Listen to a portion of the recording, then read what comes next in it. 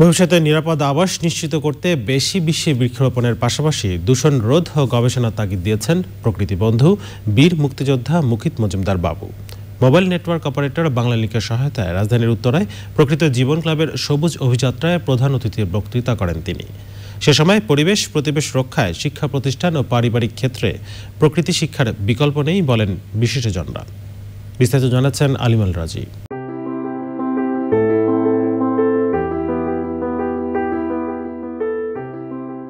সময়ের সাথে পাল্লা দিয়ে উন্নয়নের নামে অবকাঠামো যত বেড়েছে ততই হারিয়েছে সবুজ।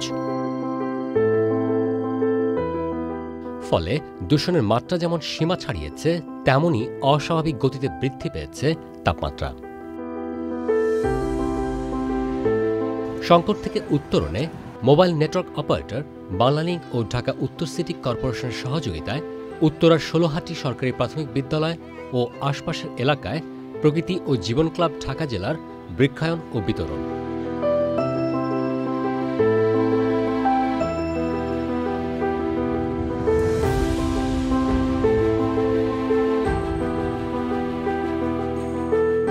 আমি এখানে ঘাস নিতে এসেছি।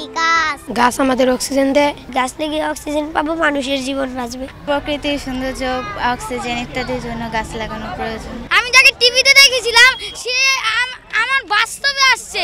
প্রকৃতি ও জীবন, ভালোবাসার জীবন। আয়োজনে অংশ নেন বাংলালিংকের শতাধিক কর্মী। আমরা প্রত্যেকটা এমপ্লয়ি যতটুকু সম্ভব আমাদের দ্বারা আমরা গাছ লাগাবো, পরিবেশকে বাঁচাবো। কর্পোরেট লাইফের পাশাপাশি সাধারণ মানুষের জন্য, মানুষের জীবনের জন্য কিছু করতে পেরে নিজেকে গর্বিত মনে করছি। আমরা যত বেশি ইনভলভড হব তত মনে হয় যে সোসাইটিকে আমরা বেটার করতে পারবো। এখানে এসে আমরা মনে করছি যে সেই লং টার্ম ইনভেস্টমেন্টের একটা পার্ট হতে পেরেছি আমরা। যে গাছগুলো লাগানো হয়েছে এগুলোকে সঠিকভাবে পরিচর্যা করা হবে এবং এগুলো থেকে আমরা সফলতা পাবো। পরিবেশের প্রতি একটা দায়বদ্ধতা আছে, একটা দায়িত্ব আছে। সেখান থেকেই আমরা মূলত প্রকৃতি ও জীবনের সঙ্গে আমরা এক হই এবং এই উদ্যোগটা গ্রহণ করি। নির্ধারিত আলোচনায় বক্তারা টেকসই অগ্রযাত্রা নিশ্চিতে পরিবেশ বান্ধব প্রযুক্তি, কার্যকর বর্জ্য ব্যবস্থাপনা ও জলবায়ু পরিবর্তনের অভিঘাত মোকাবেলায় ঐক্যবদ্ধ উদ্যোগে জোর দেন। মানুষ বেঁচে থাকতে হলে, কেউ যদি সুন্দরভাবে জীবনযাপন করতে চায়, তাহলে তাদের উচিত প্রকৃতিকে সুন্দর রাখা।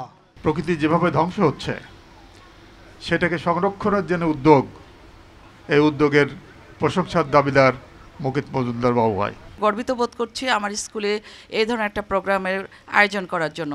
আমি কর্তৃপক্ষকে অবশ্যই কৃতজ্ঞতা জানাচ্ছি এবং ভবিষ্যতে আরও যেন সুন্দর অনুষ্ঠান তারা করেন। বড় বড় মেগা প্রকল্পের যে কনস্ট্রাকশন সাইটটা, এখানে আমরা কিছু বায়ুমান যন্ত্র বসানোর জন্য আমরা একটা সিদ্ধান্ত নিয়েছি, যাতে এই যন্ত্রটা বসাইলে তাদের ওখানে কী ধরনের বায়ুর যে ক্ষতি হচ্ছে সেটা একিউআই ইন্ডেক্স দ্বারা জানা যাবে। হুমকিতে থাকা সভ্যতা রক্ষায় সবুজ অভিযাত্রায় শিক্ষার্থী ও তরুণদের কার্যকর অংশগ্রহণের বিকল্প নেই বলেছেন বিশিষ্টজনরা। ঢাকা শহরে যে পরিমাণ গাছের প্রয়োজন তা খুবই কম প্রয়োজনের তুলনায়। তো এই অবস্থাতে বৃক্ষরোপণ কর্মসূচি এটা প্রত্যেক বছর আমরা দেখি হয়। এবছর প্রকৃতি ও জীবন ফাউন্ডেশনকে ধন্যবাদ যে ওনারা অনেক বছর ধরে এটা চালু রেখেছেন। এবার তো আমাদের এটা একটা সৌভাগ্য যে আমরা আপনাদের সাথে আজকে আসতে পেরেছি। আমরা এখানে যারা জড়ো হয়েছি, আমরা কিন্তু সবাই কিন্তু একটি উদ্দেশ্য, যে আমাদের পরিবেশ প্রকৃতিকে ভালো রাখা। আজকে বায়ু দূষণ, মাটি দূষণ, পানি দূষণ, শব্দ দূষণ, সব দূষণের কিন্তু মূল কারণ কিন্তু আমরা এই মানুষ। এবং এই যে জলবায়ু পরিবর্তন, সেই পরিবর্তনের কারণও কিন্তু আমরা আলটিমেটলি কিন্তু আমরাই সেটার ভুক্তভোগী হচ্ছি। ভবিষ্যৎ প্রজন্মকে যদি ভালো রাখতে হয়, আমাদের কিন্তু এই বৃক্ষরোপণ যেমন করে যেতে হবে এবং পরিবেশ প্রকৃতিকে ভালো রাখার মেসেজটা কিন্তু দিতে হবে প্রপারলি আমাদের বাচ্চাদের। আমাদের সবার হাত এক হতে হবে এবং আমরা সবাই যখনই হাতে হাত মেলাবো তখনই এই দেশটা ভালো থাকবে, আমরা ভালো থাকব, আমাদের ভবিষ্যৎ প্রজন্ম ভালো থাকবে। বিশেষজ্ঞরা বলছেন, ক্রমবর্ধমান বৈশ্বিক উষ্ণতা রোধের পাশাপাশি ধুঁকতে থাকা বাস্তুতন্ত্র পুনরুদ্ধারে বৃক্ষায়নকে সামাজিক আন্দোলনের রূপ দিতে হবে। আলিমান রাজি, চ্যানেল আই, ঢাকা।